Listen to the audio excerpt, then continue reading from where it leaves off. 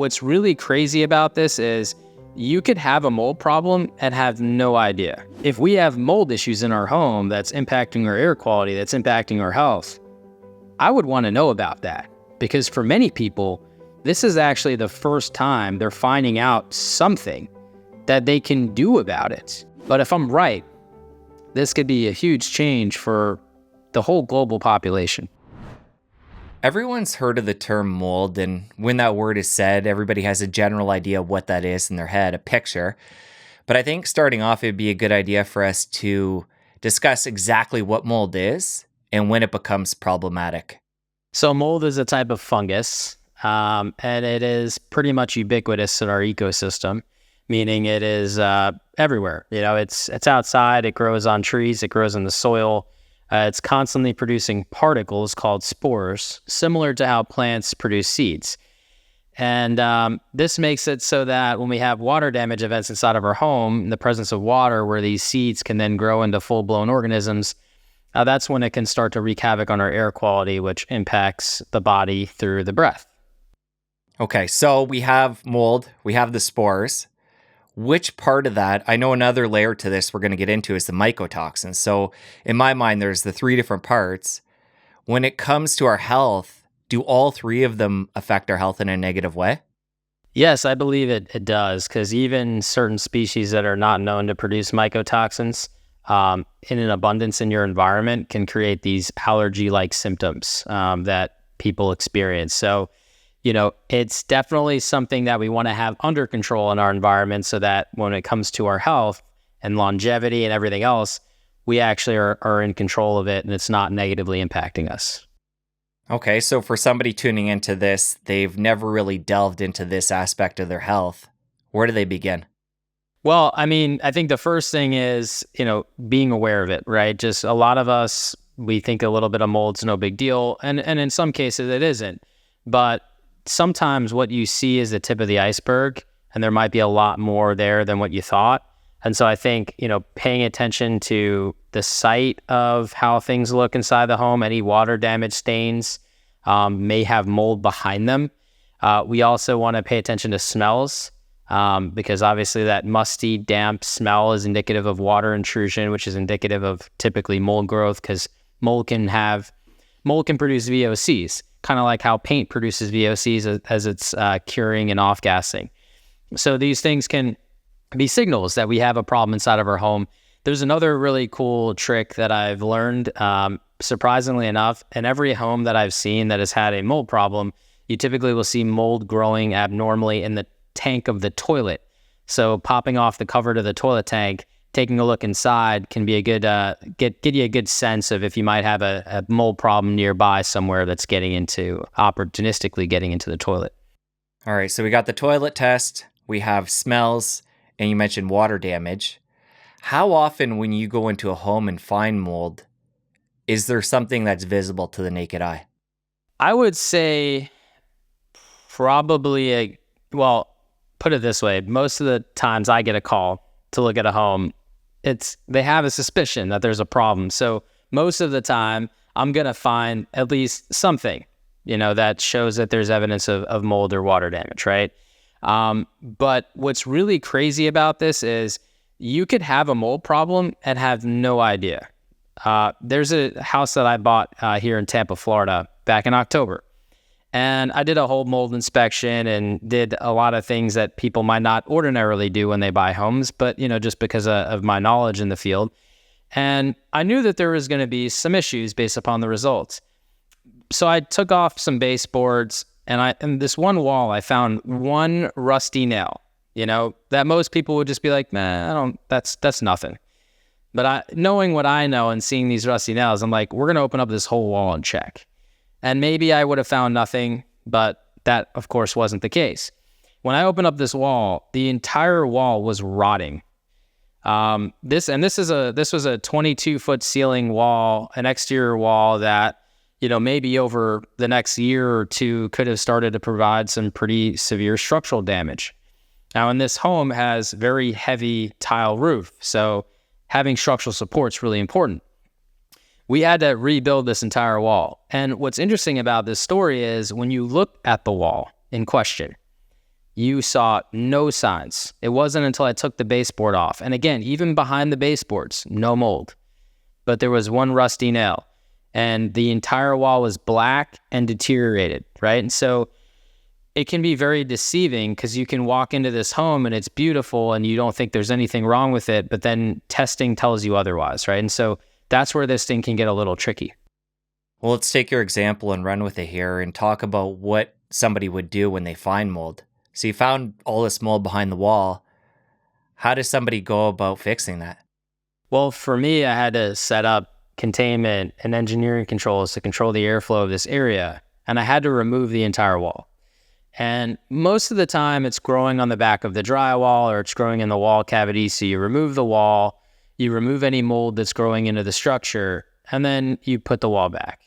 In this case, there was so much perpetual water damage over time that the wall itself had to be rebuilt. And I'm talking all the 2x4s. So we had to re-support the roof. We had to replace 2x4s, replace sheathing. Yes, it ended up being a big project. Now, this wall was stucco, so then we had to re-stucco the wall. I mean, it costs a lot more to deal with it than I had originally thought. And that can happen, because we don't have x-ray vision. So we're relying on, testing and visual assessments and then going the distance with whatever we find once we open it up, right? And so pretty crazy stuff. Right now, only 11.5% of the people that are watching these videos are subscribed to the channel. If you're in this group, take a second and subscribe below. Help the community continue to grow and help the show continue to bring on the biggest guests. I thank you ahead of time. Continue to enjoy this episode with Michael. So you find this isolated mold attack behind this wall. When you did the rest of the inspection, was there any other mold in the house? Yeah, unfortunately, I had to redo every single bathroom because the waterproofing behind the tile was never done when they did the renovations. And so water was just seeping into the grout, getting into the wall cavity, and allowing mold to start growing inside the walls behind the tile. And it actually was, I didn't realize this was happening either until we opened up one of the ceilings because we saw a water stain and we saw the entire floor was black from above, right? So we're standing below, we looked up and that entire subfloor is black. And then the bathroom was right above that. So I go upstairs to the bathroom. Again, everything looks fine. We're not planning on doing anything to that bathroom. But I started doing some testing. We started opening up some walls. And what we uncovered was the water was just getting the water was getting behind the tile inside the shower and then just running horizontally in every direction. And how common is that when you go into a house, find mold? How often is it just an isolated incident versus spread throughout the house? I would say most of the time it's like 5 isolated incidents. The bathroom situation is a very common thing though, because prior to 2015, no one really waterproofed their bathrooms. So you just, some of them even just put tile right on top of drywall. And if we all know about drywall, that thing gets wet, it's almost always going to grow mold. And so putting tile on top of drywall, even the moisture resistant kind, it's moisture resistant, not moisture proof. So if it gets wet, mold will grow. And we see this happen all the time. And then, at some point in time, people started using things like cement board, which is much better. But again, it's also a cementitious product like grout. So it's semi-porous. Water will absorb into it and it can start to grow inside the wall cavity if it stays wet for more than 24 to 48 hours, which is the time it would take for mold to grow. So we get into this situation where we see a lot of homes, when they were built, they weren't thinking about it. When they were renovated, they weren't thinking about it. And then even when they were restored, they were not restored in a scientific manner. They were restored more in a cosmetic or aesthetic manner, just make it look like it never happened, not actually scientifically as if it never happened.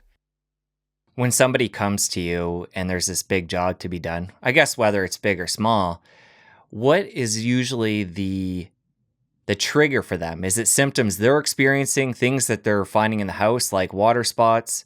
What usually brings somebody their attention to that there's an issue here? So 99% of the people that contact me personally, they are not feeling well.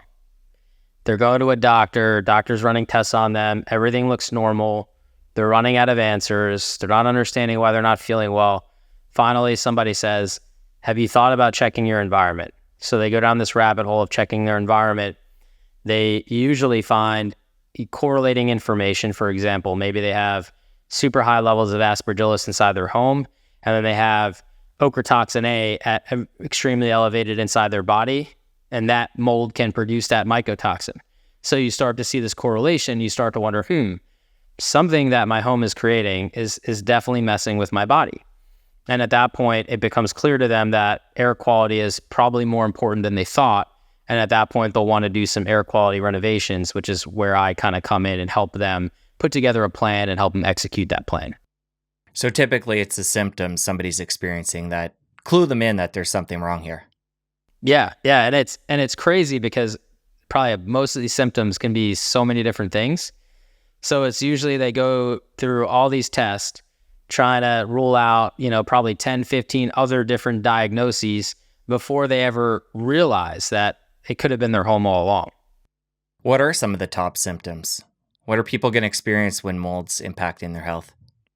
So I've seen a very wide range, and probably the top ones that I hear about are perpetual headaches, chronic fatigue, brain fog, right? The inability to string together words or sentences, losing track of thought, etc. Weight gain, and then also weight loss. Weight gain, typically you see because you're, from what I understand, I'm not a doctor, but in the research that I've done, your body is trying to insulate against the toxins, right? So it'll hold on to more fat. You also have weight loss, and this can usually be due to hormonal imbalances, again, off of the research that I've done, that almost mimics symptoms like anemia, where you actually just start to lose weight pretty rapidly. So it's crazy because how could something cause weight gain and weight loss at the same time? It almost seems impossible. But what I'm learning about mold exposure and how it affects the human body is it affects all of us so differently, right? Because we all have different genetics, epigenetics, we all have different lifestyles, food, diet, things of that nature, different vitamin deficiencies, hormonal imbalances, you name it, right? And so it creates a complexity of its own. Skin issues, difficulty breathing, the list goes on and on. I've also seen a pretty interesting correlation between autoimmune diseases and deficiencies with having a more susceptibility to being exposed to mold and having an issue with that. You mentioned the fact that when mold gets into the body has this mechanism where it tries to wall it off and protect itself.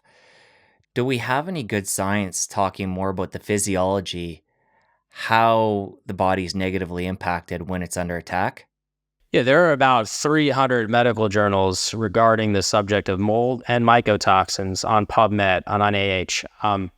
It is, and you might think 300 is a lot. It's actually not. It is something we've been studying, in the last couple decades.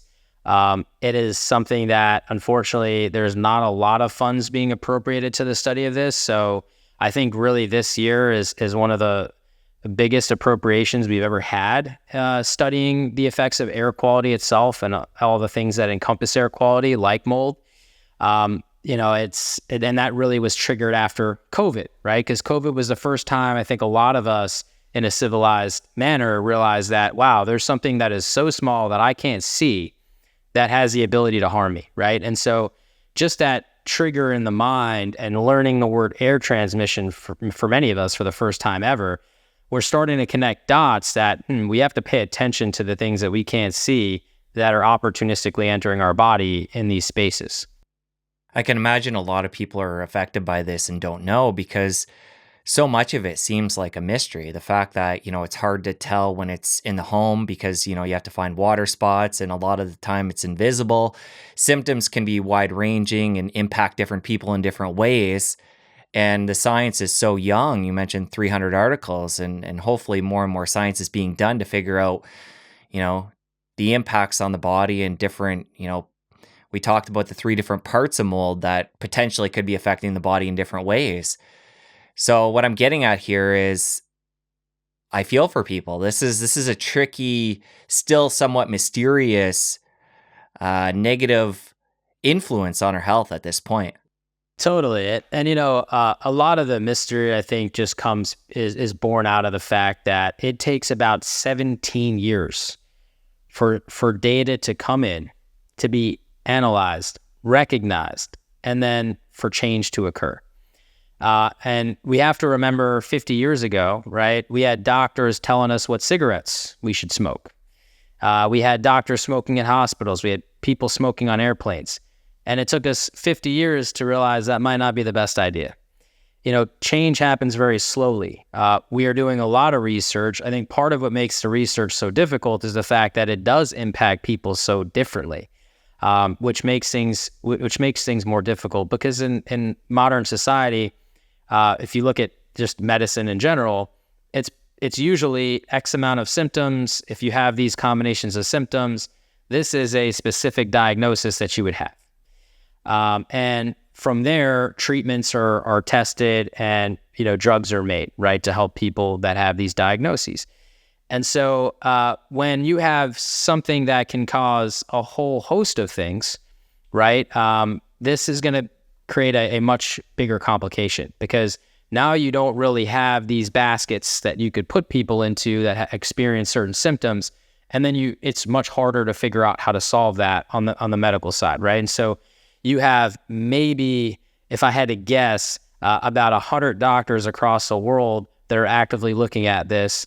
And as far as the scientific and academic communities, they're definitely looking at it, but it takes a lot of money to study these things and draw conclusions and have everything peer reviewed to look for holes in some of the hypothesis, right? I just think it's going to take time. That doesn't mean that we should just let things get out of control while we're waiting for, more validation and more evidence to draw conclusions. I think what we need to do right now as a civilization is have a little bit of common sense. And here's where the common sense comes in. There's a whole industry that has to be licensed, certified, insured to remove this stuff. And when I take these classes and get educated on removal, they'll tell you, these are agencies, regulated boards, they'll tell you this is a health hazard. You need to absolutely follow these steps, right? They wouldn't tell us that if it wasn't true. You also have mycotoxins, which I think some of us may know about. And if you look at the FDA regulates mycotoxin in our food, right? And they wouldn't do that if it wasn't important. And so if we know mycotoxins is bad in our food, well, we certainly don't want to have it in our air either, because whether you're getting it from ingestion or inhalation, it's just not good to have that exposure. And it is a toxin. And for any of us that know, toxins are toxic. That's why by nature, they're called toxins. And so if we know we have an abundance of toxins in our environment, we should take the practical steps to reduce it and create a healthier space. While you're on that food piece, I'm curious, the toxins, well, you mentioned mycotoxins, but mold in general, when it comes to mold on and in food versus what we've been talking about here in the home, are they different molds? Do they impact the body in different ways? How do you go about looking at those two different categories? Yeah, so there are over 100,000 species of mold, and some of them are toxigenic, and toxigenic means that the mold itself is toxic. You have pathogenic, and then you have allergenic. And so not all molds are created equal. There's also different species that are, very prominent in the universe, right? And from that perspective, our bodies are used to breathing in certain quantities of these species and naturally detoxifying them out. There are about 37 or 38, I would say, mold species that we know grow inside of homes that have water problems. And so when I'm looking at how do I create a healthy environment for this person who might be dealing with health effects, I'm looking at those species, understanding, is there a lot there? How are they growing? How are they impacting the environment? And what do we need to do to remove or reduce them to a level that's more safe or normal? And that is kind of part of the puzzle on how we look. And so the idea is never to be scared of mold or run from it, because honestly, you can't. It's definitely part of our ecosystem. But you want to control it. and, you want to keep things under control. We've all heard the phrase, too much of anything will kill you, right? And so if you drink too much coffee, you actually could stop your heart. But if you have 1 cup of coffee, this is a stimulant, right? Too much sugar is no good for you. If you go out in a sandstorm, inhaling a piece of sand wouldn't hurt you. But if you go out in a sandstorm, you're going to fill up your lungs with sand, right? And that's going to have a pretty severe negative impact. So we want to look at, okay, if we understand too much of anything is not going to be good for us, it certainly holds true with too much mold, too many toxins in our environment. And of course, mold is only one part of the equation with just how toxic our world can be. We want to be in control of that. I think it's important you went there talking about the fact that what we're looking at when we're dealing with mold isn't perfection. We're looking at cleaning it up in the major inputs that are going to be affecting our body. We want to eliminate those and get to the root best we can. But I think that's important to take the pressure off. It's not like we're going to have this home where there's no mold spores. We just want to create balance within the home. Exactly, right? Unfortunately, you cannot have an environment sustainably that will have zero mold. It's impossible. But you can have an environment where it's under control, where you're breathing in what your body typically breathes in outside or, anywhere you go, right? And feel fine. It's really when it becomes so abundant that, the amount of breaths we're taking every day, it's creating such a stress on our body, having to fight to remove it. That's when you start to see things turn the corner for the worse. So, it's not something to be scared of. It's something to be aware of. And, just like we filter our water, important to filter our air and be mindful of what's in our air. Given what we just said about the non-striving for perfection, are there specific species of mold out there where even a little bit can be lethal? Yeah, I would say Stachybotrys. It's the toxic black mold we've probably all have heard on the media. That's the exact species they're referring to. And then they have Cotomium as well, which is another toxigenic mold. Those two, when I see them in a home, even if it's just a little bit, my recommendation is always, let's figure out where this is coming from, right? Because it's not going to get better. It's only going to get worse over time.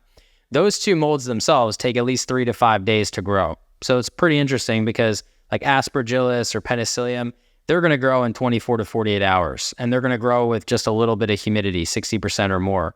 But those two molds, they actually require a good bit of water. And they do take 3 to 5 days to grow. So you're looking for some sort of leak that the person might not know about. And when you see those, you also know if there's that much water, other molds are going to grow in tandem with those two. So let's figure out what that problem is and let's address it, before it gets worse. But as far as lethal, I think that's going to depend on the person, Coming back to the food piece, just for clarity there, what I was trying to get at is, how do you look at, say, mold on berries that have been in the fridge for a couple of weeks and they start to get a little bit fuzzy and by accident we ingest one of those versus some of these other molds in the home you're talking about? Is that two totally different things or is there some overlap there? Well, because there are different species, it really depends on the species that's growing, right? So if you have a lot of, let's say, Stachybotrys in your air already and you leave some berries out overnight by accident, you might have Stachybotrys start to grow inside those berries, in the fridge in a couple days from now. So it really depends on the species that's growing in the food that we're eating to kind of determine how dangerous it might be. Because it had to have gotten exposure from somewhere. Maybe it was just outside on the farm before it was picked and packaged and sent to your door. Or maybe it actually picked up mold spores inside your own home when you left something out, right? And that happens all the time. So it's hard to definitively answer your question. What I will tell you is like mold in cheese, for example, those molds typically are not known to cause reactions. But there are some people who are going to be more sensitive to those types of cheeses and typically stay away from them. So it's going to depend pretty much on the person. Also, when it comes to ingestion, just so everyone understands kind of the volume, I think that's important. 250,000 spores can fit on the head of a pin. So if you see fuzz covering a raspberry, there's probably going to be a lot of it there. But our stomach acids help break some of that stuff down. It's gonna be different. It's gonna be a different impact to the body ingesting mold versus inhaling mold. When I see mold getting ingested through food, you typically only hear about issues when someone has a specific sensitivity to mold already. When it comes to inhalation, if you go to like the American Lung Association's website and you talk about, particle sizes and how those particles impact the body, it'll tell you that anything smaller than 10 microns poses the greatest health risk.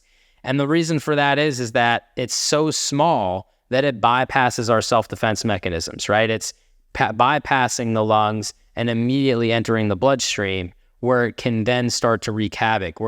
Because when it enters the bloodstream that way, you don't really have stomach acid to help break it down or anything of that regard. It's now inside of you, right? And so that's where things can really get disruptive, especially if there's too much where your body just can't handle it. And just for a little bit more clarity, coming back to something we touched on early on, but I want to make sure I fully understand it. We have the mold, we have the mycotoxins that some of them produce, and then we have the spores.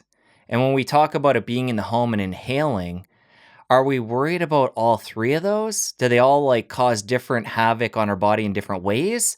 Or is it just the fact that the spore is what allows more mold to grow and we're worried just about the mold piece? And then the mycotoxins for the ones that produce? Just want to clarify in the realm of those three and what they're doing to the body.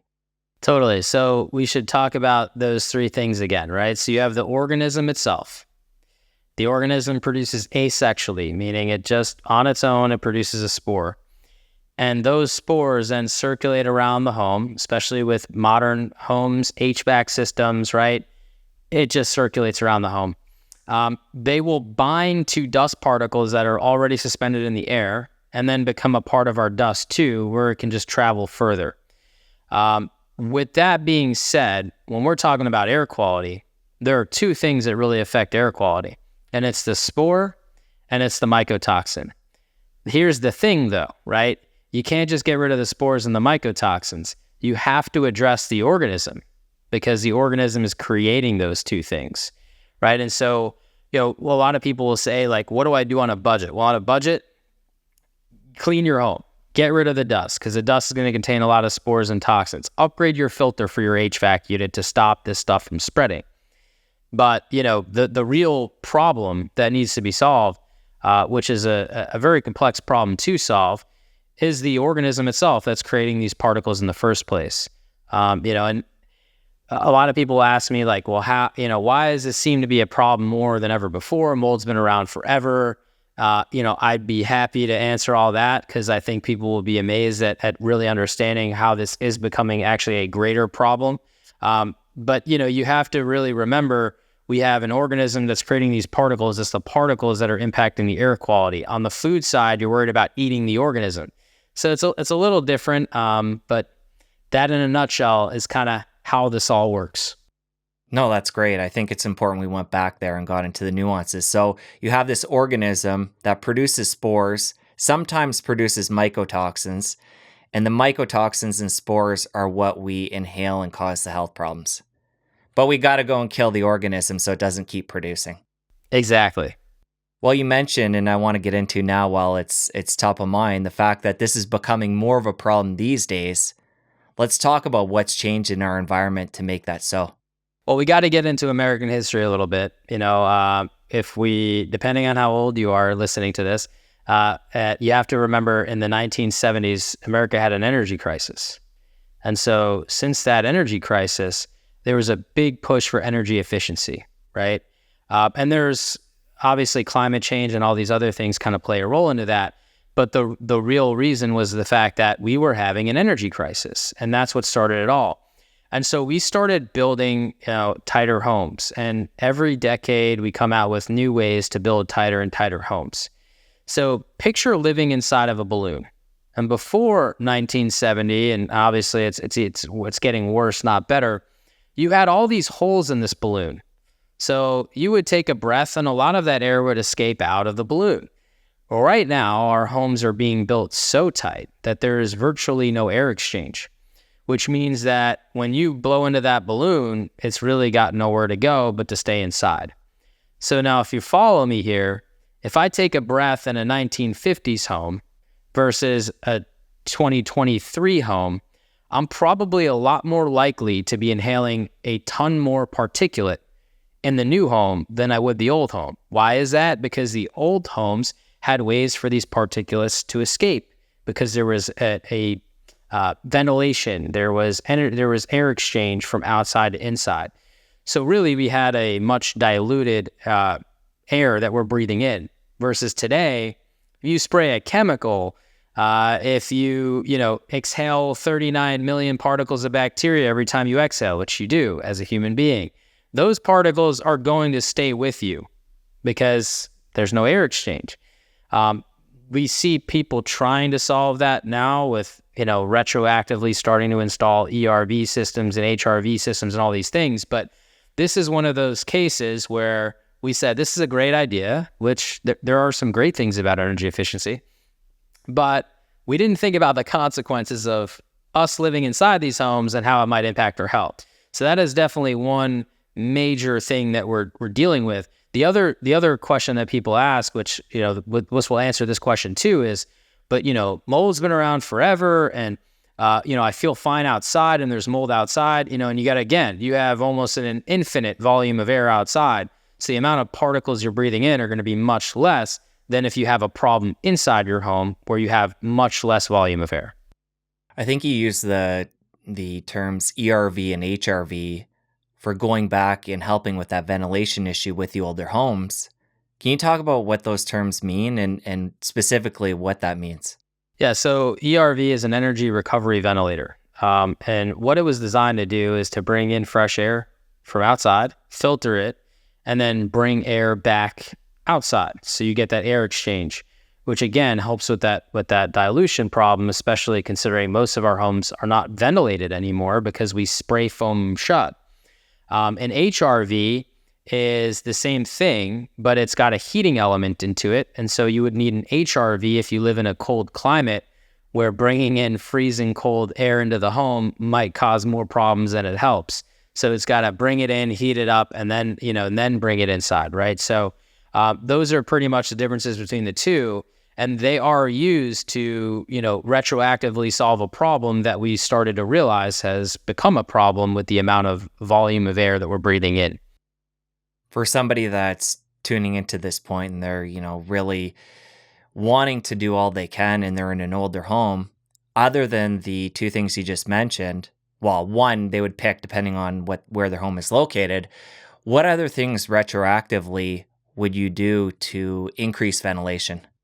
Well, if you have an attic space and let's say it's not spray foamed, you can increase ventilation in the attic, which is probably one of the better places to do. Air does rise, except in the wintertime. That's the only time it reverses if it's cold enough where air pressure pushes downward. But 75% of the year, you're going to have air rise. And when it rises, the best place to allow it to escape would be the top of the house. And most attics are ventilated unless they're built, new construction and they're all spray foam. So one of the most effective ways is what's called a ridge vent. So it's a vent that is at the peak of the roof that's cut in. And of course, there's waterproofing on top of that, of the cathedral there to make sure that water doesn't come in, but it's still allowing air to come out. A lot of people, and this is more for older homes, will have like gable vents. There are now solar powered mechanical vents you can put that mechanically pushes the air out. And then of course your standard run of the mill wired power fans as well. But it's looking at how do we allow the air to escape, and that's kind of the goal, so that we're not really living and breathing with all the bacteria and mold that we might have if we otherwise did nothing. So we went deep into the ventilation piece. To take this even further, we can use you moving to Tampa as a specific example. You, Michael, when you move into an older house, other than ventilation, what are some of the things you're looking at and retrofitting to create a better environment to protect against mold? Specifically in Tampa, and this is probably true for many parts of the U.S., dehumidification was a big thing for me. Knowing that I'm in a tropical climate that has most of the year pretty high humidity, you want to make sure that you're controlling humidity. As I mentioned earlier, some molds can grow in 60% relative humidity or more. And so, you want to be able to control that between 45, 50%, really never letting it get above 50%, so that you never have this opportunity where these spores, which we know are going to be in our environment, don't start to grow into living organisms, thus creating more spores, potentially toxins, etc. So humidity, okay. And when you talk about humidity, it gets me thinking about these devices. I don't know exactly what they're called, but we use them in the house, in the bedrooms at night when we're sick. If somebody has a cough, we'll put it in the room and it mists the air to help with breathing throughout the night. I'm picturing, I can't even imagine what the humidity must get to using one of those. Is that something that shouldn't be used at all, or it's okay if it's used for one night kind of thing? I know people in Arizona, right? They need them. It's a dry climate. Your lips and skin would crack without it. And yes, like you said, some people, when you get sick, having that humidity increased a bit helps you breathe better. The thing about it is that it is safe if it's monitored and controlled. So some of them, the cheaper ones, typically you plug it in and it just constantly puts out humidity and it doesn't ever shut off or stop. There's what's called a humidistat, which is where you can control the humidity. And when it senses that the humidity has, let's say, gotten up to 50%, it'll shut off. That's going to be a much safer bet for you, because now you're controlling the environment, not letting it get out of control.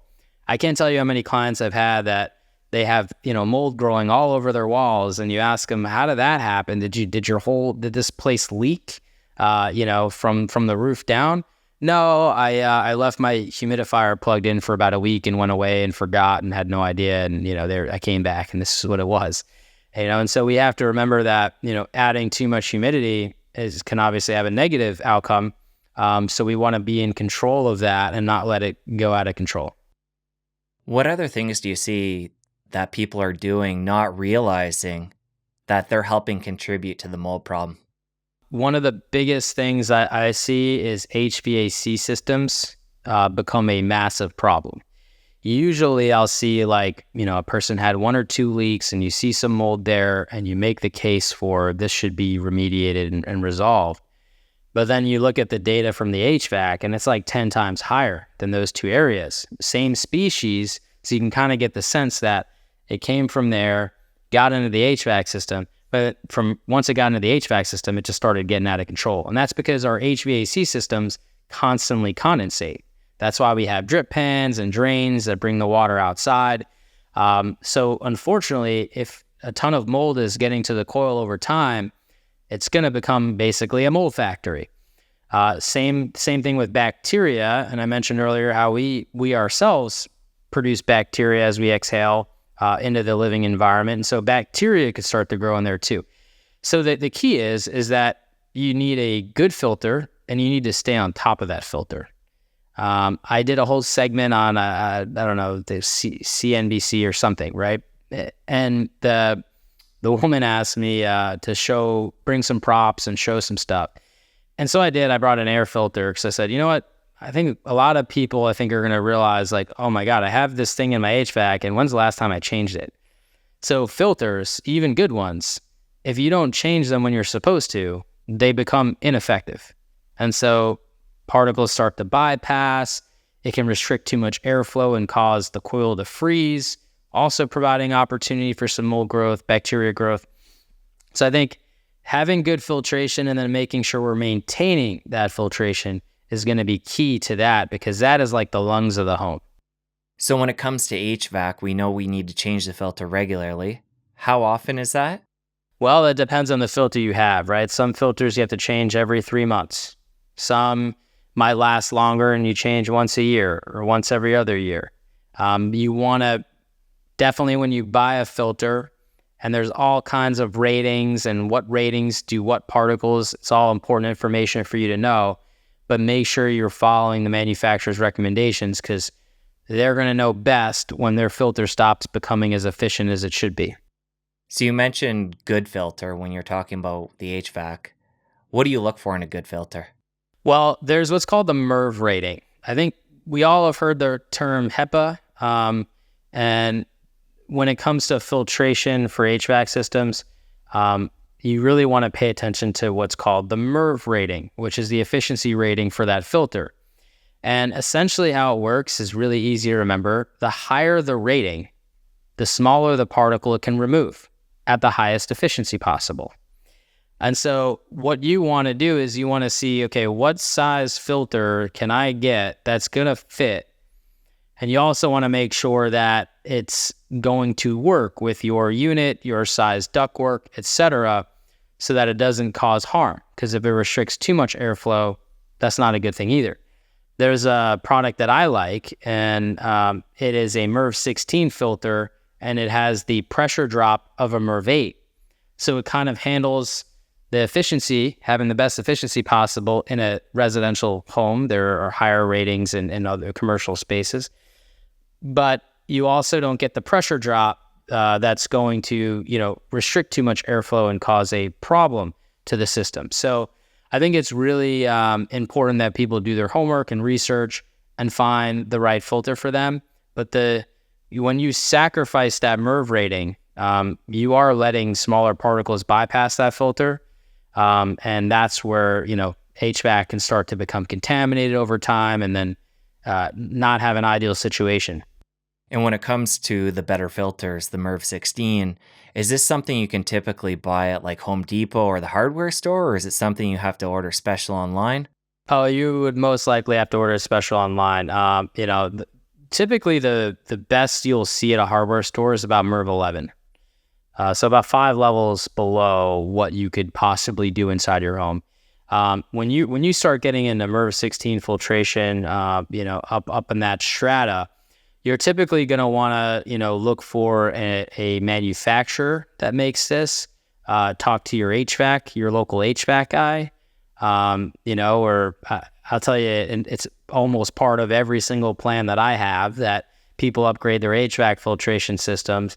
And so you want to work with somebody who's really in tune with air quality and wants to make sure you have the best filtered system possible.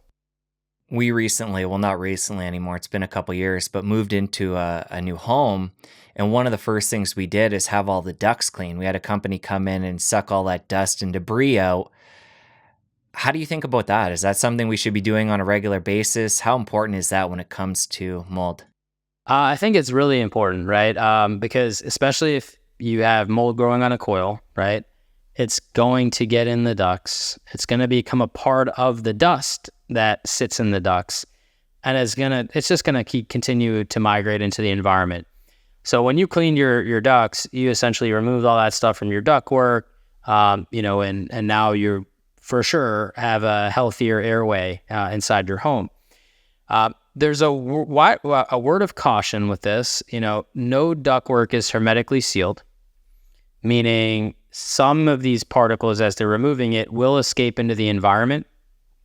So if you're someone who's been affected by this from a health perspective, the best thing to do would be to get your ductwork cleaned, make sure that coil cleaning is part of it, so that's important too. And then I would just set it up so that the house gets cleaned directly after, whether you're doing it or having your cleaning company come in, whatever the case may be, just to remove any residual dust that might have, escaped when they clean the HVAC. So when it comes to the HVAC, to go over what we discussed so far, is to get the ducts clean. Well, before we move forward, how often would you recommend having that done?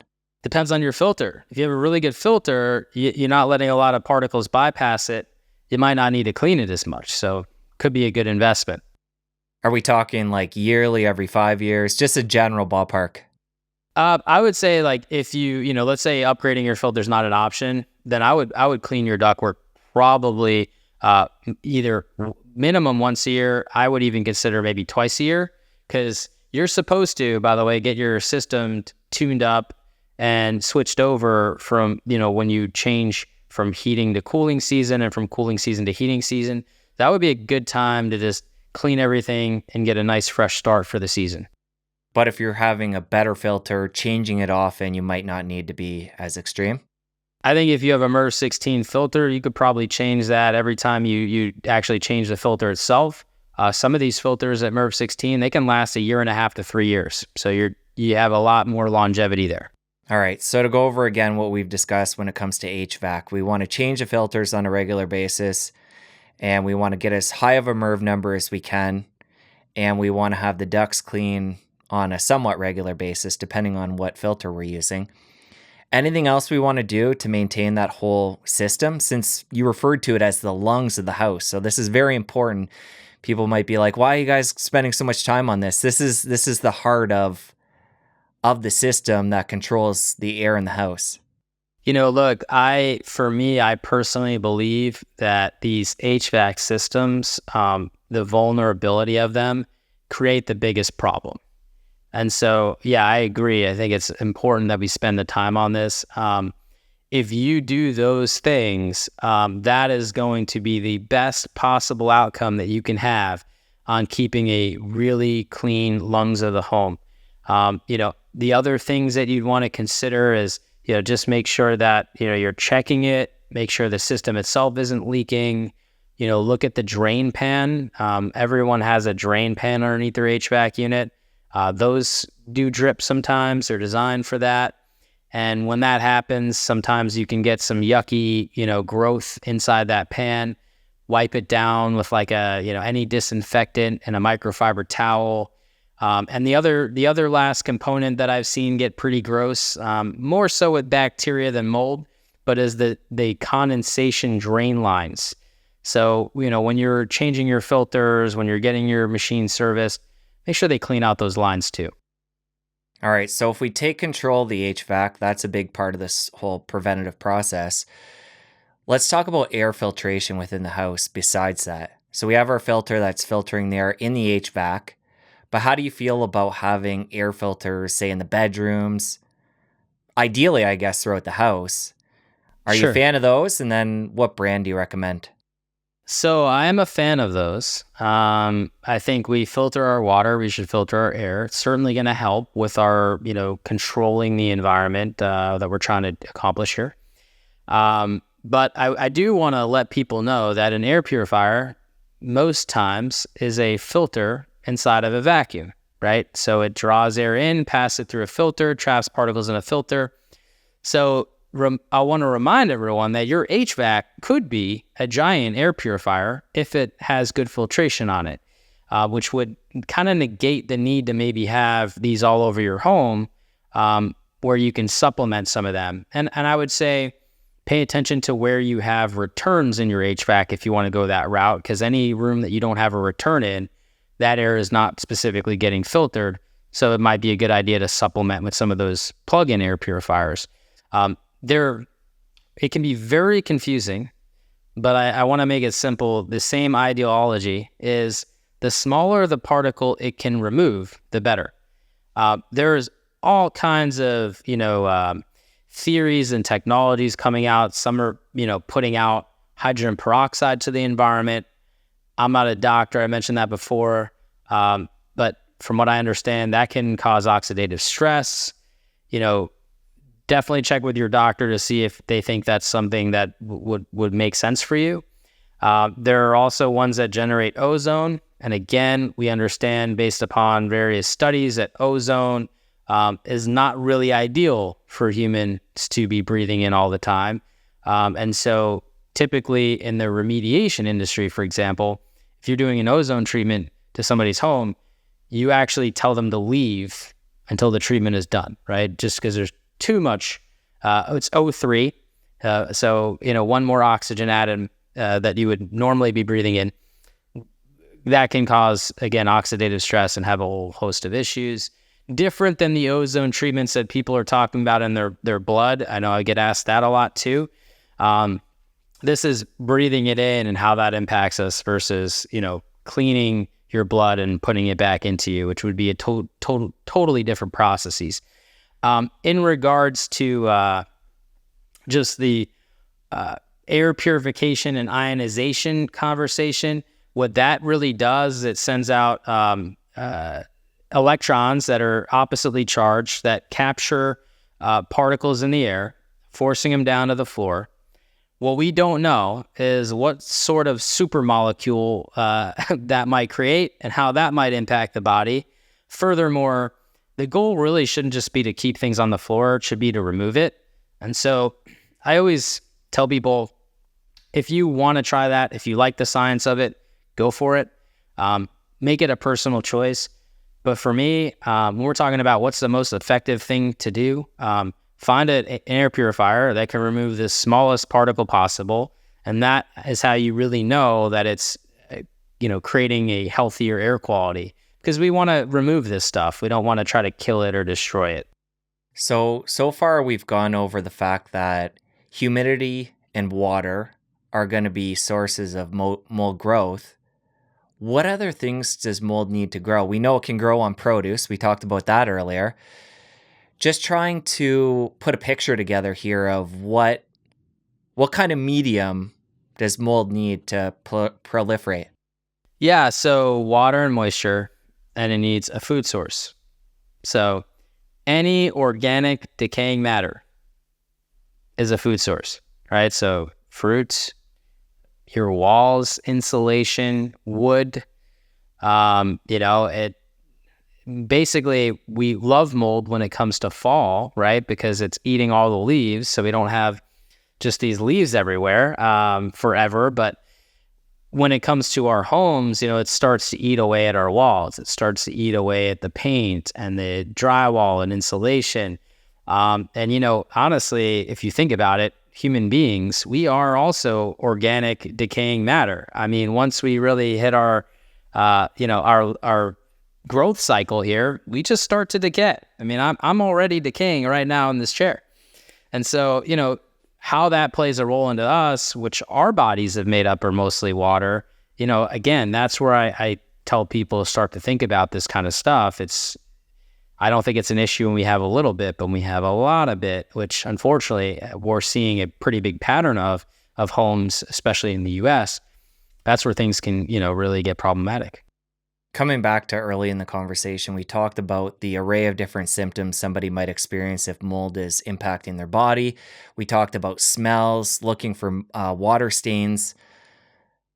What are the objective tests? If somebody has a suspicion from some of the subjective stuff or seeing, some residue that's left behind, how do they go about confirming whether or not there is actually mold in the home? So I think if you want to answer the question, do I have an abnormal amount of mold or do I have a normal amount of mold and then I don't need to worry? The best way to do that is to test your dust, not test your air. I know it sounds crazy because everyone thinks air tests for air quality. Makes sense. The problem is that the air testing is so limited, right? What's another thing we learned from COVID? These particles don't really travel very far, right? And with that being said, if we're testing in the center of each room to try to get a measure of what mold might be being created in each room, we're probably going to be 6 feet away from any potential issues, which means the test is going to look more normal. The other thing with air testing is the fact that once those particles attach to the dust that's in the air and become a part of our dust, well, these are designed to capture very small particles. The dust is going to be too big to fit in there, right? So you're not going to get an accurate picture of what is actually in your environment. Now, if you test the dust, really good measure because everything that gets into your air eventually settles and becomes a part of our dust. And so now we're getting an understanding of what species do we have, how much of it is there, is that abnormal or normal compared to other homes? And you start to get a picture of, okay, I might have an issue with these 3 molds that seem to be really high. And then I can correlate that if I do testing internally with my doctor to see if I have any biomarkers that would suggest that those molds are playing a role inside my health, which that's where things get really cool and exciting because you can, for the first time, we're starting to see more correlation between the scientific community and the medical community on this. You talked about how limiting it would be just to test the air and determine, mold that way. If somebody were to go online and after listening to this, get excited about testing their home and improving their air quality, would the average mold inspection company just test the air or how many of them would test the dust too? I would say probably 90% of the inspection companies out there are going to just test the air because it's easy, it's quick. They set up a pump in the center of each room, takes them about 5 minutes to collect the sample. It's cheap.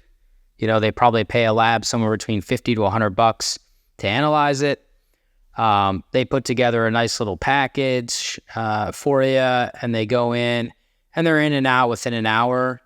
And most of the time, like I said, based upon how they test, it really doesn't give you much information. And so for some folks, that's giving them peace of mind. But in my mind, it can give them a false sense of security. And, how I like to look at this is, I don't do anything based upon fear, but I do it based upon empowerment, right? And when we're talking about getting answers, if we have mold issues in our home that's impacting our air quality, that's impacting our health, I would want to know about that. Because for many people, this is actually the first time they're finding out something that they can do about it. It's scary to think because there's probably so many people that haven't even gone and done testing that, could have mold in the home. And then people that have taken that step, if 90% of the people that do the testing are only looking at the air quality, it's scary to think of how many people are missing this. It really is. Like there's 7.5 billion people on the planet. I want to throw out some statistics that I think people might find interesting. The World Health Organization says that 9 out of 10 people on this planet do not breathe clean air. 9 out of 10, 90% of the global population does not breathe clean air. Astounding. 50% of the global population deals with at least one chronic condition, right? And when we start to look at history, autoimmune diseases, disorders, they're on the rise. They're not decreasing, they're increasing. And I always ask, how are we getting sicker, but we have better access to food, better access to clean water than we've ever had? Technology is through the roof. I could order a test and be here in 2 days, and I can learn everything about myself that I never had access to before, right? Maybe my vitamin D level is low. Good, I can do something about that. So how are we getting sicker? And for me, what comes to my mind is, nobody talks about or considers the quality of air that they're breathing in. And I think that is really the biggest issue, because when we talk about air transmission, yes, we've talked a lot about mold, right? There's bacteria, there's viruses, right? How are all these things getting into the body? Through breathing. And so why aren't we looking and paying more attention to breathing and how that impacts the health? And that's the question that I always ask people to ask themselves, because it is often not even on people's lists. And if it is, it's the last place they're looking. It's so interesting. And as you talk about that, it gets me thinking about somebody with an aquarium at home. And obviously for fish, the medium is water versus air, but we're so careful to change that filter on a regular basis and make sure the water's clean. And we can be so neglectful of the medium that we're breathing in 24/7. Our lungs are basically our body's air filter, right? And we can't change it. And it's got cilia that kind of goes back and forth, that, that's the mechanism of trying to keep it all clean. We obviously know that smoking, right, can damage that and make it not work as efficient as it should, which can take 10 years to repair. But there are so many other things that we just don't know about how this impacts us. And again, for these particles, they are so small, they bypass that anyhow and get right into the bloodstream. And so, I understand it's difficult to look at or think about something that's so small you can't even see it, because I think it's always easy to confront something you can see. But I think this is something that we need to start to look at a lot more over the next decade, 2 decades, et cetera. Because for me, and I could be wrong here, but I'm going to go out there and say that I think this may be the biggest missing health piece to this puzzle that we've ever not been aware of.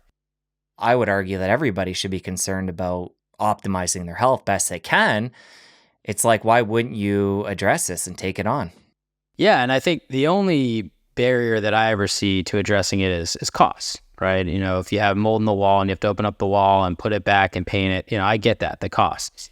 But there are so many things we could do that don't cost a fortune just to start taking steps, right? And it's taking steps towards a goal that helps us get there. And so, if you know about some mold in a wall and you can't afford to rip open the wall and fix it, fine. But then get an air purifier, change your HVAC filtration systems, get rid of as much dust in your home as you can, keep things clean. These are steps you can easily take today to start to improve the outcome of the air quality of the air that you're breathing in. And I'll tell you, I have never, in 10 years of doing this, I've never made a recommendation to somebody about improving the air quality and have had them come back and say, I don't feel better at all. And I'm not saying cured, I'm saying just feeling some sort of relief. I know a big part of what your company does is go in and clean up the mold and clean up the homes once mold has been found. But do you guys go in and test the air as well? So we don't specifically do testing. I personally helped develop a dust test kit. It's a consumer packaged product that we could send to somebody's home. They do the testing themselves. It goes right to the lab. Lab provides the results. Partnered with one of the largest labs in the US to create this product. And it was created so that people had more access to information, because right now there was this whole underground scene where people would call up laboratories themselves and they'd get these kits themselves, and then nobody was there to help guide them or answer them questions on what does this mean, right? And labs really don't know what it means because they don't work on homes. They don't know how the data translates. So came up with this whole product to help people with that, consult with them and everything to get them actionable information. So that was one thing we did. But in terms of testing people's homes, in some states, it's actually illegal. And because we're a nationwide company, we have to kind of pick and choose our battles here. It could just be a conflict of interest, right? I don't want to be the guy that comes in and tests your home and says, here, you have an issue, and by the way, here's a bill to fix it. I want to be the guy that objectively looks at information that you have already gotten, and if you need a testing company, of course, and you come to me first, I'll help you, find one that's going to give us the data we need. But I'm objectively looking at data and coming up with a plan to improve that data, right? And everything that I do is data driven, because at the end of the day, I think that if we follow the science behind what's in our environment, we can create better environments, which leads to better outcomes. With the industry, because there's a whole industry, believe it or not, called mold remediation, water mitigation, that goes out there and fixes things all the time on an emergency service basis. These companies do it cosmetically, meaning they see mold on a wall, they open it up, they cut it out, problem solved. But no, they are not improving your air quality holistically. And that's where we needed to bridge the gap, because for some people, maybe you care about how it looks, but I think for most people, especially the people that I talk to, they care a lot more about how they're going to feel from the work, not just how it looks. That makes sense to me.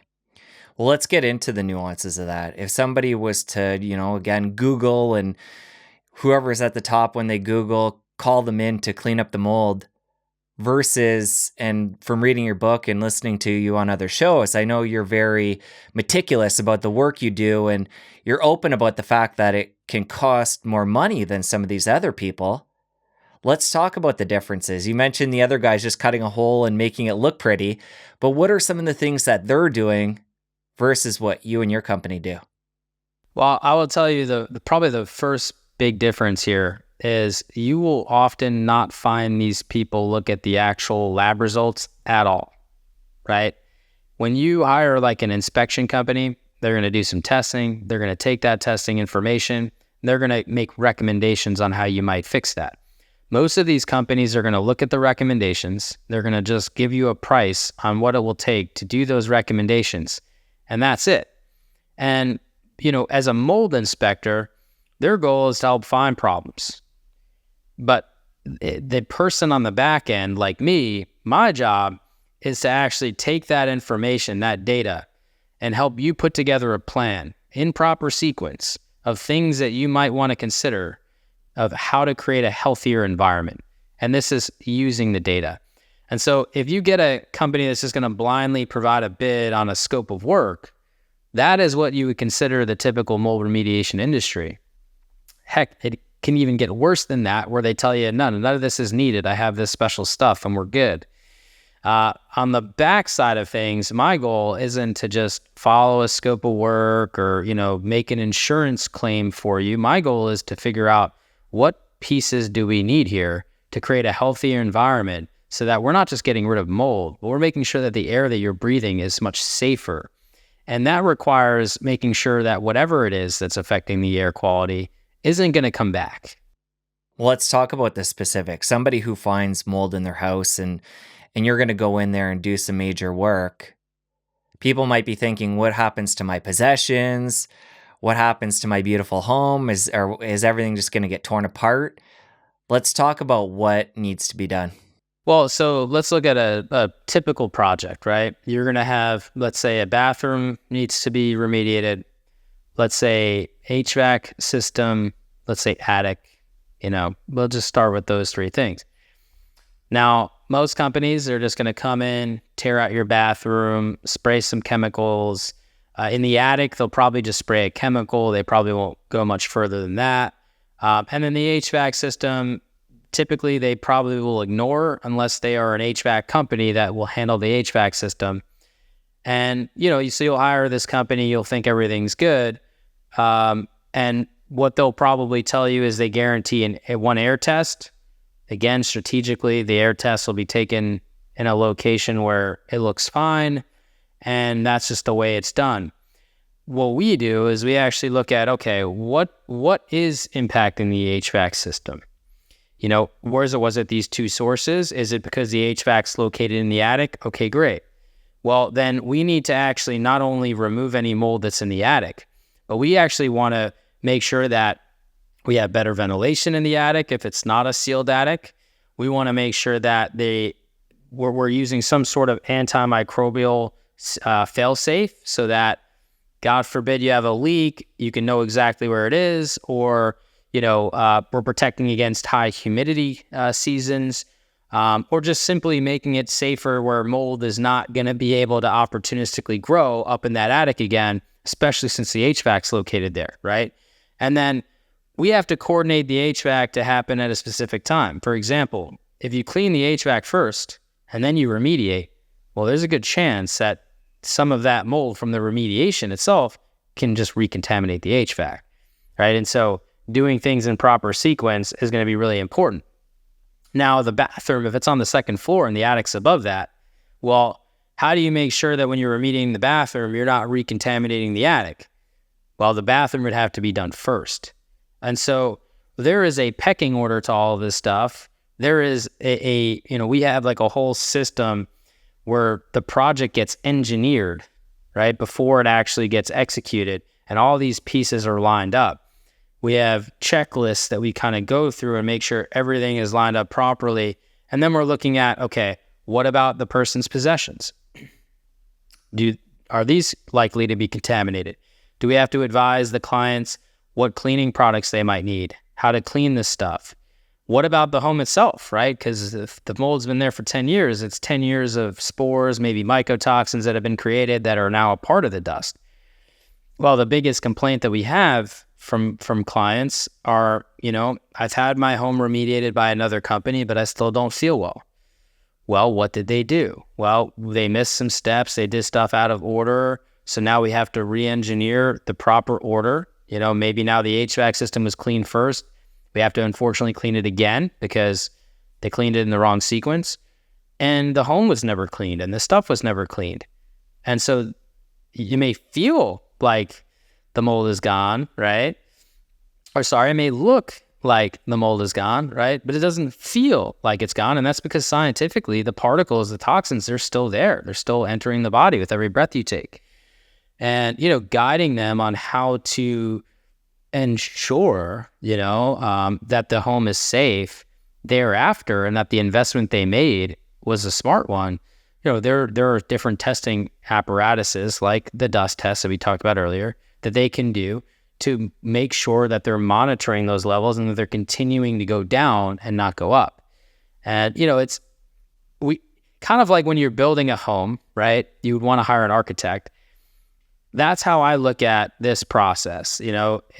Most people have just hired their insurance companies and their preferred remediation contractors, and they've done this cosmetically. My goal is to kind of be like your architect for everything in terms of looking at creating and engineering a plan to create a healthy environment and then going to execute it. When it comes to insurance, coming back to the fact that the work you do is a lot more thorough, it's going to cost more. I can assume that would be tricky with insurance companies when they can find cheaper options that are going to be more of a Band-Aid impact on the home. How do you go about navigating that with insurance? Well, you have rights and you can use who you want to use. And of course, every time I'm handling an insurance claim for somebody, the insurance company will almost always say, this guy down the street will do it for me for, 25% cheaper or whatever. And it's like, okay, well, is this guy down the street going to guarantee the outcomes, right? Because one thing you'll find in the remediation industry is nobody offers any sort of guarantee, meaning if it doesn't work, you got to pay them to do it again, right? And that can be pretty expensive if you're paying somebody to do something that they might not have an idea of how to actually get it to pass because maybe they don't understand what's causing it or whatnot. And unfortunately, we've seen that more often than not. When you talk to the insurance company, you're telling them, look, this is what we're doing. This is how we're doing it. This is why we're doing it. And it comes with a guarantee. It becomes a little bit easier of a conversation to kind of combat them with. But yes, that is one of the biggest barriers, I think, with the insurance company is they're so used to just cut and run, right? And just getting charged an arm and a leg for all these machines that quite frankly, don't do anything. This is really part of the issue with the insurance industry. They've just been robbed essentially for poor scopes of work, poor ideologies. And so, when you come out with them with a good solution that's going to take care of the problem once and for all, they're a little blindsided. The other interesting thing about insurance is I would say 90% of the people that I work with, when we put in, help them put in a claim or whatever, the insurance company denies the claim altogether. We don't even get to the part of what it's going to cost. And that's because everybody has like a 2-year statute of limitations. So if this thing didn't happen within 2 years, they almost will never cover it. And it also has to be this sudden and accidental occurrence. And what does that mean? Well, it had to be a storm that caused something accidental that caused all this water. And you called them right away and they're taking care of it. There had to have been a pipe leak, appliance leak, something that you were on top of right away and then are taken care of. Most of the time, when I walk into somebody's home, they're not feeling well. I'm dealing with problems that happened 10 years ago, 5 years ago, something that happened a year ago, and they call their insurance company and they just put in some fans and said everything was fine. And so you get this situation where you're like, where do you begin, right? Because each claim would be its own occurrence. And if it's more than 2 years ago, they're going to deny it. So we often get into the situation where they just deny the whole thing. And it sucks because I think the way in which people understand insurance when they're signing up to purchase it and how it all works and then what their coverage limits are, these are unknown things that people don't find out about until they need it, and they're often not covered for it. Sounds like it can be quite a headache. Quite a headache. So, for most people, when they're dealing with this, they're paying out of pocket for it. Just like when they go see a doctor as a specialist and their insurance company won't cover it. It's like now they're stuck paying for it. I would assume it depends on the type of molds that are in the house and the extensive intrusion throughout the house. But how often do people have to leave the home when you come in to do the work and clean things up? I would say 99% of the time. And I want to caveat that when I say leave the home, I mean give you guys like a week where they're in a hotel or staying with family to fully get in there and just stir things up to clean it up. 99% of the time. And, the reason being, there's many good reasons. The main reason for me is I would never want someone to subject themselves to an issue perpetually that's only going to get stirred up more while this work is taking place. And, the question I always get asked when I say that is, oh, but you have engineering controls and containment, you're doing everything by the book. It's like, okay, yes, but when we have engineering controls in place, let's say we have a bathroom on the left side of the house and we put an air scrubber on that under negative pressure. Now, when something is under negative pressure, that means it's pulling air from everywhere else towards that bathroom. So what happens now is I might have mold in an attic or mold in a basement or mold somewhere else, that when that air is getting pulled towards that, you're really bringing everything into the center of the home. Now, this is going to get rectified when the home is cleaned. But until then, if you're walking around and living and breathing inside that space while this work is being done, your odds are you're going to be breathing in even more particles than you typically would because of all the pressure controls we need to have. And so that really creates this situation where it's not good, to be there during that time. How do you and your team protect yourselves? Obviously, you guys are, I'm assuming the people that work for you are holistic minded like yourself and cognizant of the health implications of dealing with mold. How do you guys protect yourselves? So we have PAPRs, which are kind of like those hooded vents that you see in the movies that when there's like a scary outbreak.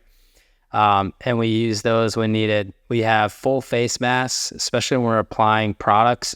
Every product we use is botanical or non-toxic, but still, you don't want to be exposed to all this stuff in the quantities that they need to utilize it. We have suits and gloves. And when we're not using the PAPR, the full face mask, we have half face masks with particulate filters that filter down tiny particles like mold to really make sure we're not breathing this in. With the suits, it's really interesting because a lot of people will say, what are the suits for? Are the suits protecting you from bringing mold from one place to another? No, it's actually protecting them from bringing this stuff home. And that is that is the main purpose behind the suits.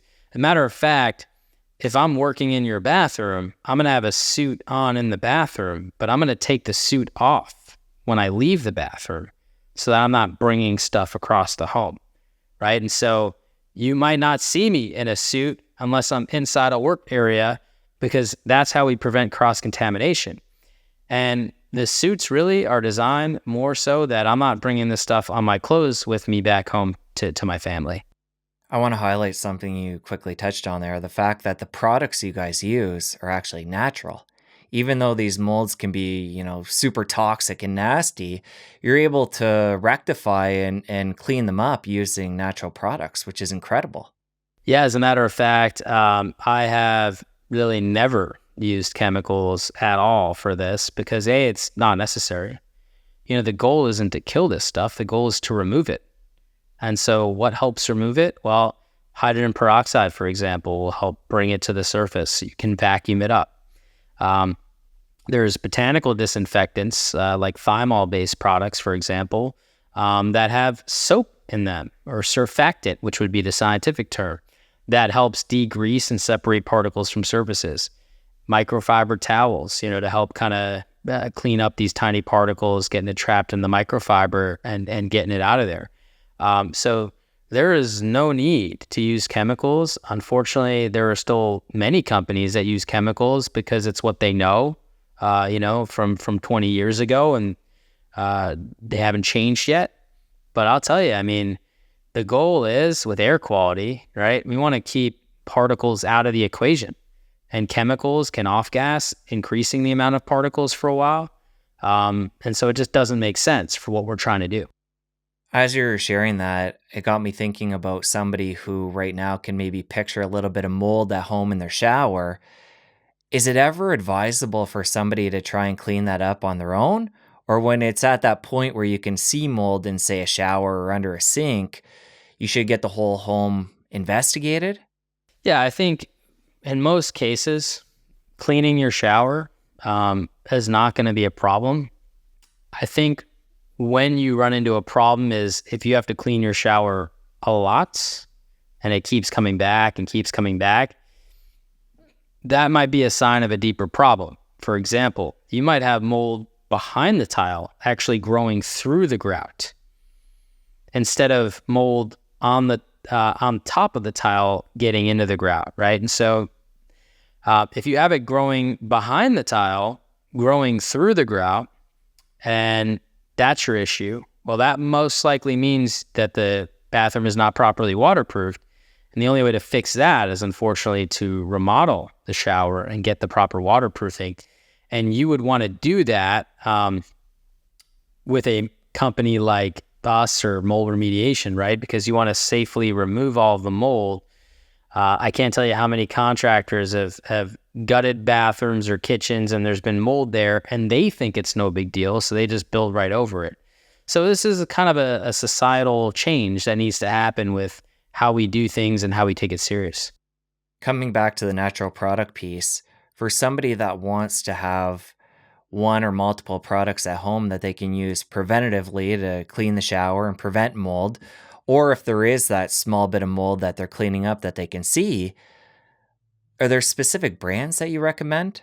Well, I founded a company called HomeCleanse, and if you go on HomeCleanse's website, we put together all kinds of little product kits that have either just microfiber towels and cleaning solutions, or microfiber towels, microfiber mops with mop pads and cleaning solutions to kind of, these are the things that I felt were the most economical and effective to kind of put together.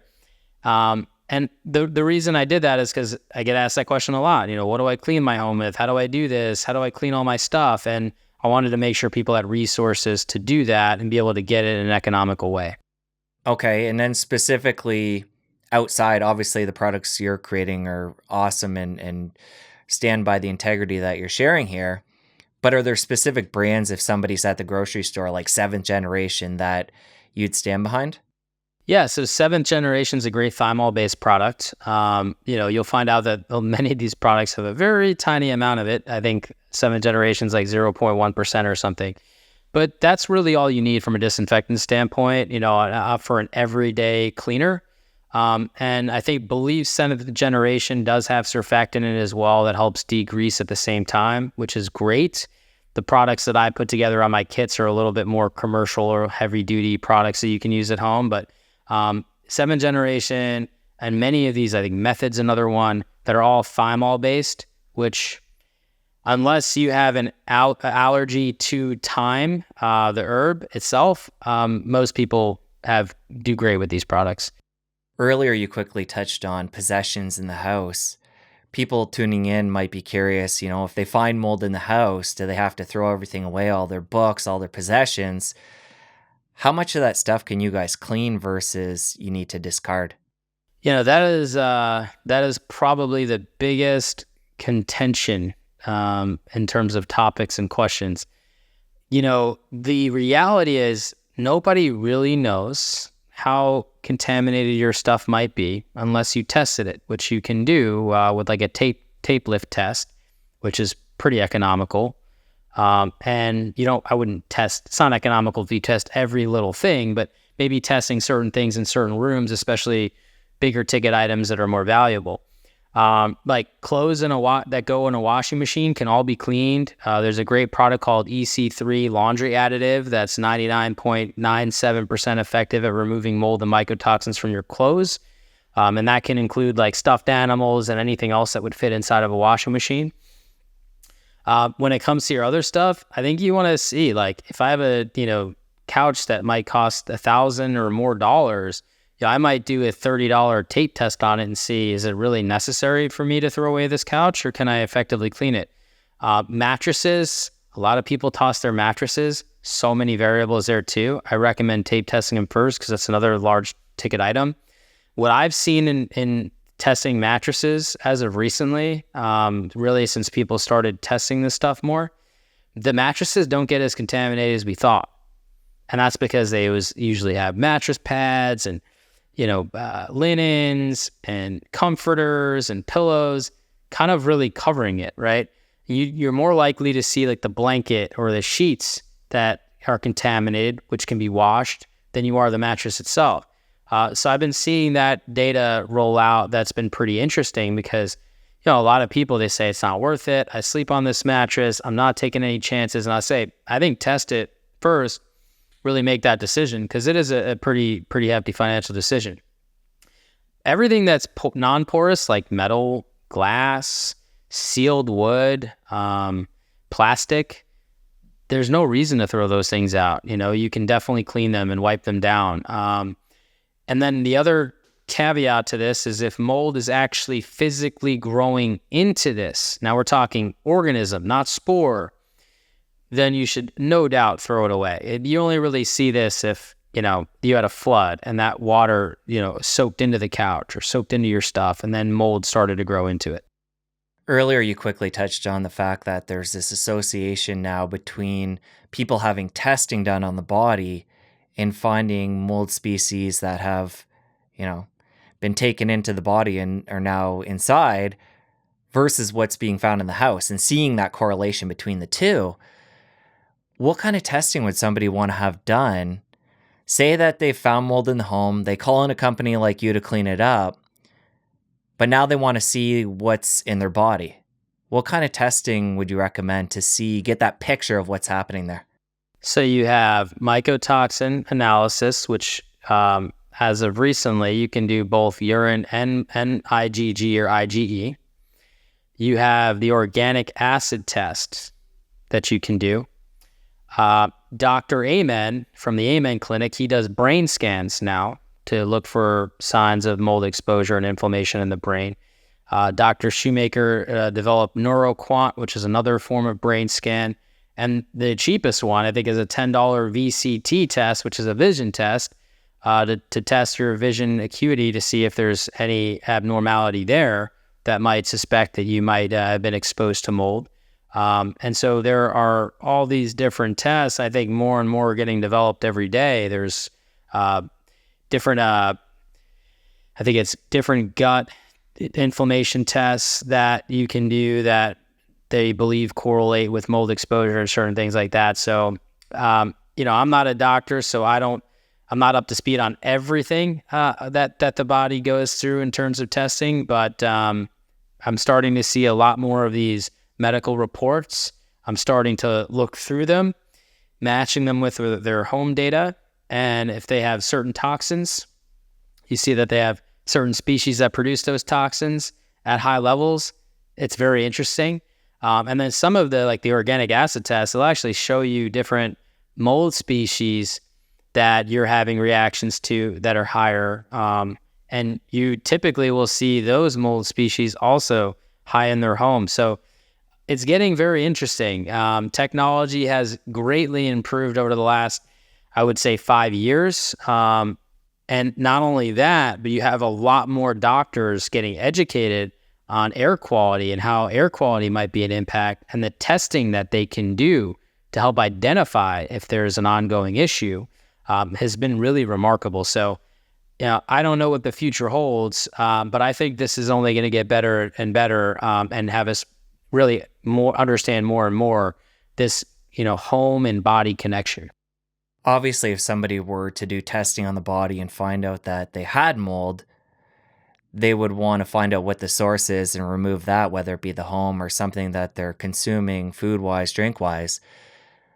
But when it comes to cleaning up the body, assuming that the source is removed, what kind of things do people do to really detox that out of their body? A lot of doctors have different programs, and they're using different companies to kind of help detox. But I'd say the main things that you see people do is change their diet, right? So one of the things we know about toxins, they get stored in the fat layer of our cells. So we're talking about, good fat diet, probably a lot less grains and carbs, which can convert to sugars, which apparently has some issues in the just with fungus itself, how fungus can feed off sugars. And they're kind of doing more detoxification stuff, like hitting the sauna all the time. They're, taking binders, which will help bind the toxins and excrete them out. We also see a lot of hormonal imbalances that happen. And so now they're doing some hormone work. They'll have some inflammation issues where they might want histamines. I think everybody's so uniquely different, which is why I always recommend definitely work with a doctor on this. But we're starting to see programs really wrapped around getting these toxins out, fixing any imbalances that might have either been caused by it or might have actually allowed it to affect us more, so that we can kind of get back on track. And I think the biggest realization that I've had is you might have 10 years of exposure and you finally hit a tipping point, but it typically only takes about a year or two for you to kind of get back to health here. So it's not like 10 years of exposure, 10 years of pain and suffering to get out of it.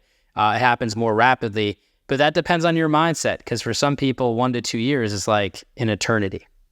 So we've gone deep into taking care of the home, and obviously that would be a primary concern for everybody. But somebody like yourself that is aware of mold and how it's affecting us, outside of the home as well, what would you do going into a situation? Say you were going to go stay at a cottage and you went in there and it had a little bit of a smell to it, and you and your family were going to spend a couple weeks there. What I'm getting at is traveling and having a little bit of control. Obviously, we don't have the same control we do at home, but what are some things we can do in other environments to help protect ourselves? Yeah, it's one of the toughest things. I love to travel. And, when I travel, I can be a pain in the butt to travel with. Because as I walk into a space, I look around, I observe it, right? And I can't tell you how many coffee shops where I've gone to, I smelled weird smells, and I've been like, I'm going to walk out of this one. Or, I sit down to eat a meal and I look up and like there's mold growing out of the vent and I'm directly below it, and I'll ask them to move tables, or just tell them, no thanks, you have some mold here, you should probably get that taken care of, I'm going to eat elsewhere. Things like that nature. When it comes to hotels, sometimes we just have to move rooms. I've been in many hotels where musty odor, or I saw mold in the HVAC, had some sort of allergic reaction. I know for me, like if I'm in certain species of mold, almost make me feel like an allergic reaction, because I happen to be allergic to cats, and I almost feel the same way as if I'm around a cat. And so if I know that there's a potential where I'm going to wake up like stuffy nose and feel like crap, or I'm going to have allergic reactions or something, some sort of issue, I know for sure that I'm either moving rooms, and if they can't put me in another room, or there's no occupancy or whatnot, I'll usually just switch hotels. And I know that can be kind of annoying, you packed up, you got all your stuff together, and, you just get smacked in the face with this. But for me, if I'm going to be on vacation and I'm not going to feel well, I'm not going to have fun anyway. So I'd rather make sure I'm in as safe of a place as possible, and I'm not looking for perfection when I travel. I'm just looking for, let's make sure that this place is going to be amenable. Earlier, when you talked about the washing machine and the fact that we can clean mold out of things that we can wash in there, which is great news, it got me thinking about, the lip in the washing machine and how it's just, a common area that mold can build up. Let's talk about if somebody were to see mold there and beyond the washing machine, what other areas in the house should people be checking after listening to this? Mold in the washing machine is probably one of the most visited web traffic that I get. And, it's interesting because there's like really no perfect system. It is a apparatus that uses water. Mold loves water. But I find particularly the front loaders are just horrible with mold. And I wish I had a solution for you other than don't buy front loaders, because what happens is, because it's in the front and because it's going to fill up with water, it needs a rubber gasket. Without that rubber gasket, water would pour all over our floor every time we did laundry. So we need the rubber gasket, right? But here's the problem with the rubber gasket. It has folds and places where moisture can get trapped. And unfortunately, as long as moisture can get trapped anywhere, it's going to provide an ability for mold to grow. So with that being said, what can you do about it if you have a front loader and you're not willing to change to a top loader? Well, you can leave the door open every time you do laundry after it's done, and you can wipe down that rubber flap so that you're removing all that moisture that would get trapped there. That would be good. You can spray it down with like one of these botanical products we mentioned earlier and keep it clean. But that's the best you can do, right? The other challenge with front loaders is they always typically have those detergent little pods or trays that you slide out. And those get disgusting with bacteria and mold. And so those have to be pulled out and cleaned frequently. I would say probably once a week, twice a month, something to that magnitude, but clean it. And when you pull it out, there's also a space that the tray sits inside, and you want to clean inside that space too, because it can get pretty gross and disgusting in there as well. Top loaders don't really have those issues because you typically throw the detergent right into the top of the machine, and it closes at the top. There's no rubber gaskets, no trapped moisture. But I would say there's still going to have somewhat of an issue because there's drain lines and stagnant water and stuff like that. So you always want to make sure you're cleaning those machines with one of the washing machine cleaners. I think a Firm is the company that I typically use. And you want to do that, once a month. What about dishwashers? That's another area that's constantly getting wet and water sitting in the bottom. I can imagine that can be a problem. They can. There's a filter in there. As I say that, probably people were like, what are you talking about? Yeah, there's usually this little circle thing in the bottom of it that has a filter in it, and you're supposed to take that out and clean it regularly. I probably just broke a lot of minds right now. Take that out, clean it, soap and water, sponge, whatever, but just get that thing cleaned. That's what's kind of, keeping our water, clean, going down the drain.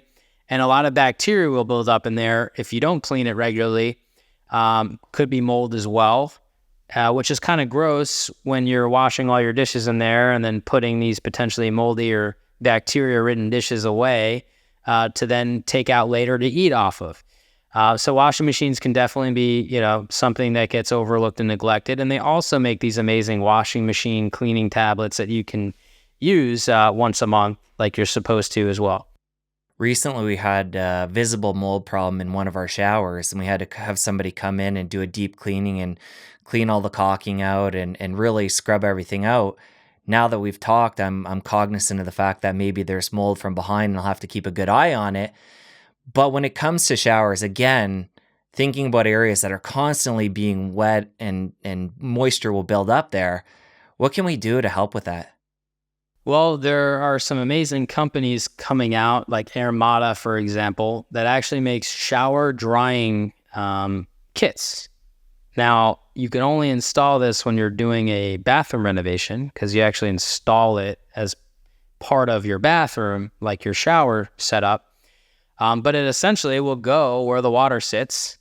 And what happens is it just blows air on it after you shower and dries it up quickly so that you don't have any potential for mold growth, right? The issue is the grout. It just stays wet for so long. Or the silicone. Water gets behind the silicone. Then you'll start to see moldy silicone on the edges. And so what do you do there? Well, you could seal the grout. You could install one of these apparatuses to keep the grout dry. And when you're building a bathroom or renovating a bathroom, you can make sure it's properly waterproof. I have a squeegee in mine because, I wasn't familiar with any of these companies or systems when I was renovating my bathroom just a few months ago. So I have a squeegee. No joke. I have a squeegee and I squeegee the water towards the drain. Luckily, the tile guy did a great job and everything's pitched pretty good.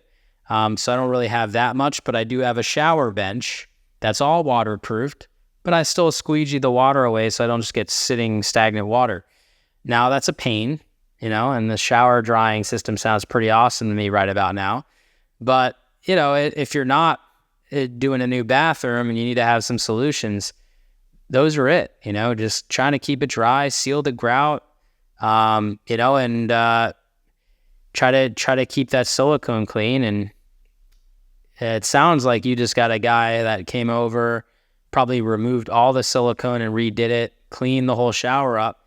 It's not a bad idea to do that if you're having some issues with mold in the shower, especially around that silicone, because if it starts growing behind it, just like the tile, the only way to really remove it is to remove the silicone, remove the mold growing behind it, and then re-silicone. All right, so we have the shower you've gone over, dishwasher, washing machine. What other areas like that have we not talked about? Well, we talked about attic and ventilation. We talked about HVAC systems.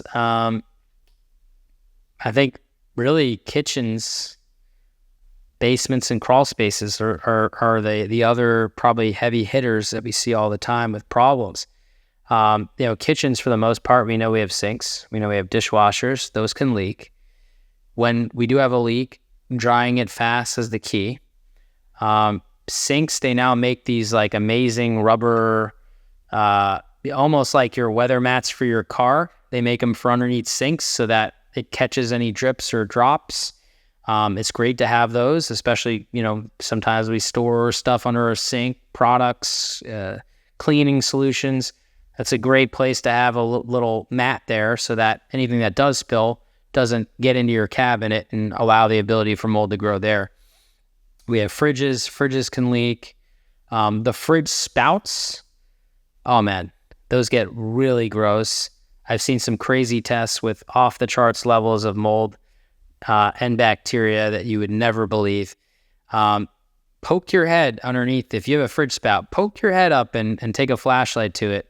If it looks gross, stop using it. All right, so we've covered a lot of different areas that we want to be on the lookout for. You've talked about the test that you help create that looks at dust to determine what's in the house. For somebody who's made it to this point of the conversation and they feel like they might have mold affecting them, is that the first step they should take? Get that test and see what's in the home? In my opinion, and it's not just because I help bring the test to market, it's PCR technology. A lot of people know what PCR is after COVID, but PCR is DNA specific. So it's actually able to quantify what's in your dust. And it'll tell you, is this, 10 times higher than what it should be, 100 times, 1,000 times? And it can kind of help point you in the direction of, I might have an issue here that's worth exploring. And that test is much cheaper than calling a professional to come out to your home and do all these air samples that might really tell you nothing. So I think that is probably one of the better ways to start, this journey if you just want peace of mind, or maybe you're thinking about it. You're like, maybe I do have some issues. I've been having some weird symptoms since I moved to this place, or since I had that one leak. It's not a bad idea to just take a look. And honestly, I'd recommend doing the test like once a year because things change. Our windows, the house moves, things shift. Water can intrude in windows and doors and roofs. And so it's just putting it as part of our annual checkup, right? Just let's check the environment and make sure that the dust is good, which will mean that the air that I'm breathing is good. And when it comes to testing the dust, is it one test that's done like in a central location, or are you taking different samples from different rooms? You can do it any way you want, right? Because it essentially is going to average out the, per milligram of dust, right? So what I usually tell people, because it's meant to be a screening tool, it's not going to tell you where it's coming from or anything like that. And if you wanted to know that, you would need to test every single room separately, but that wouldn't be economical or make sense. The goal is you want to collect dust from all over the home, various spots. If you have a big home, maybe, it's 5,000 or 10,000 square feet, maybe you'd want to get a couple and break it up into quadrants or something. But the reality of the situation is you just want to know, what am I being exposed to? And that can then tell you if you should do any investigation, or if you now have peace of mind that there's no issues and I'm good inside this home and have a healthy environment. And when you say no issues, does that mean no spores found at all or no trace of any mold?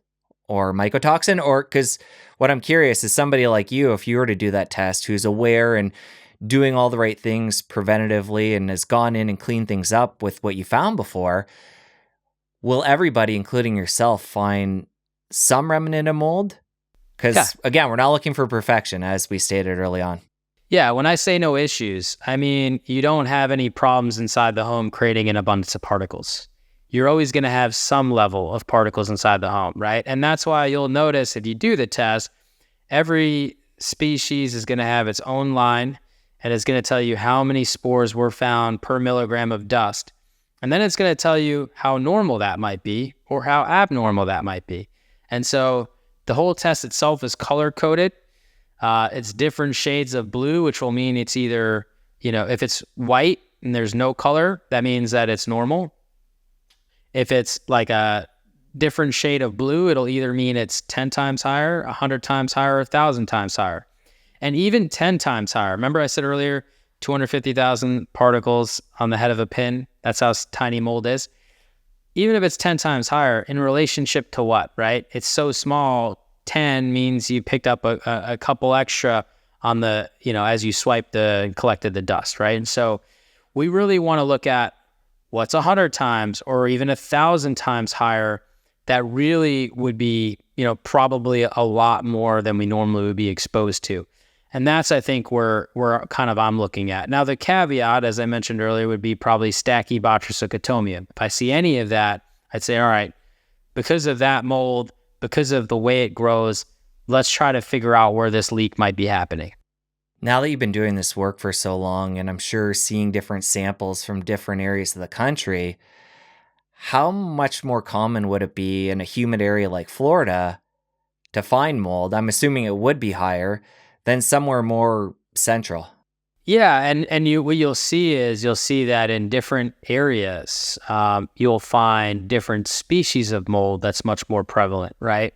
That all changes. Like if you live in a heavily wooded area, or let's say you have a lot of shrubs and trees around your property, you're going to have a higher level of outdoor mold content than someone who has just fields of grass with not a lot of trees or shrubs, right? So yeah, it definitely will change. And that's why when you're looking at data, you always want to get a sample of the outside air too, so that when you're looking at that, you're saying, okay, well, this is what's normally in the air outside, and these cladosporium levels outside are through the roof. You should expect to have some level of cladosporium inside your home, right? And you'll notice, like, okay, there's cladosporium outside, but there's no Stachybotrys outside.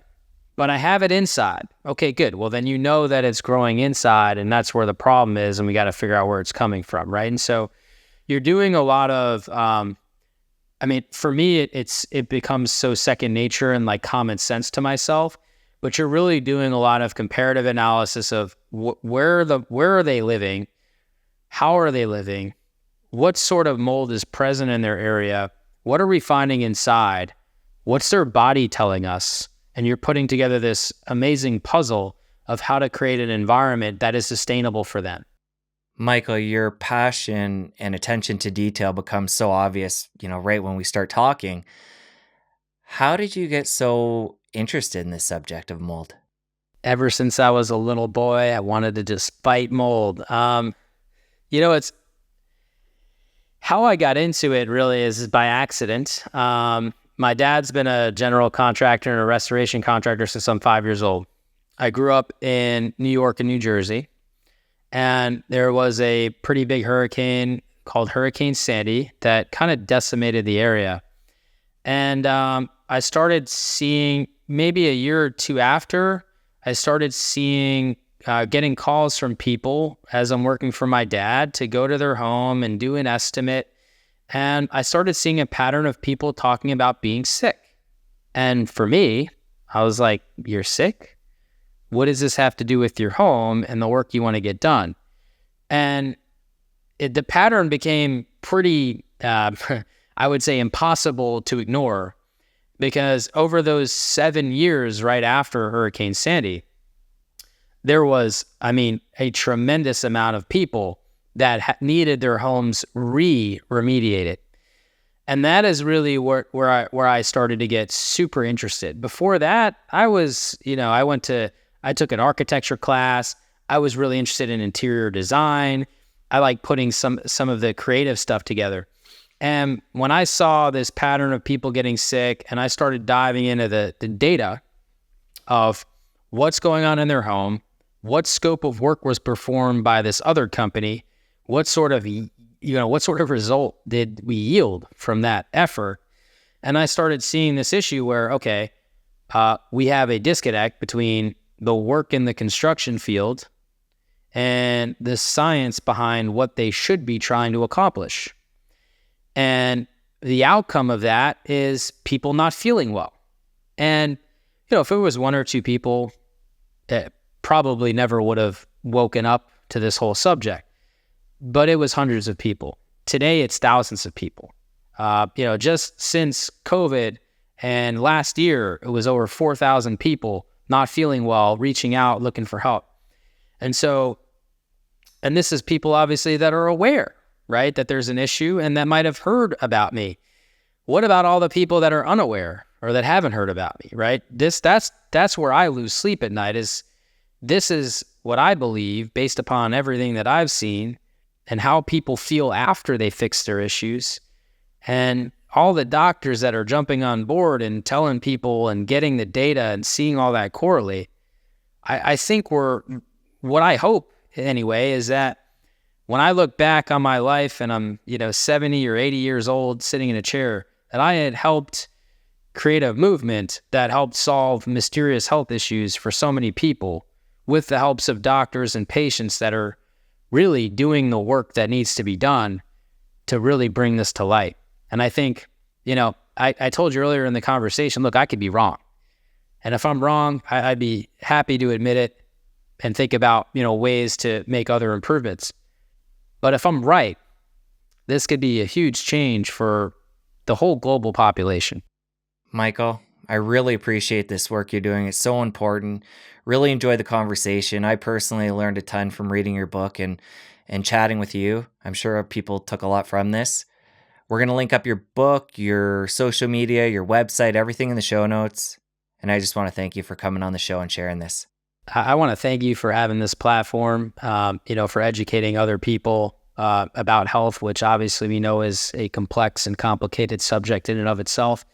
And thank you for, thinking of me and having me on here to share my story and what I'm trying to do, not from directly in the health, but indirectly, which I think hopefully, like I said earlier, it could be a big missing piece that can help people.